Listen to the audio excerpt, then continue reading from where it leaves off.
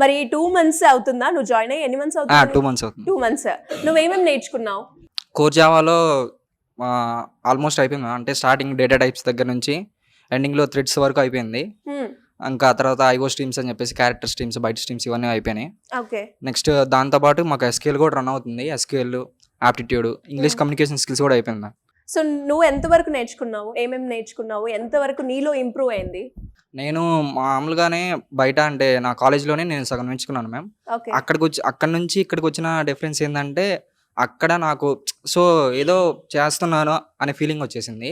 కానీ ఇక్కడికి వచ్చినాక సో ఇలా చేయటం వల్లే ఓకే ఇది ఇలా వస్తుంది, దీని నుంచి ఇలా నేర్చుకోవచ్చు మనం అని చెప్పేసి ప్రాక్టికల్ గా నీకు ఒక ఐడియా ఐడియా వచ్చింది. వచ్చింది మ్యామ్. సూపర్. అంతే. అండ్ అలాగే మరి ఇంకా ఎవరికైనా కూడా కోడ్ జ్ఞాన్ని నువ్వు రిఫర్ చేస్తావా? చేస్తాను. ఎందుకు? ఎందుకంటే అదొక్కటే మ్యామ్. ప్రాక్టీస్ సెషన్స్ అనేవి మాకు బాగుంటాయి. ప్రాక్టీస్ సెషన్స్తో పాటు డైలీ మాక్ ఇంటర్వ్యూస్ ఇక్కడ హైదరాబాద్లో ఇంకా ఎక్కడ బెటర్ మ్యామ్.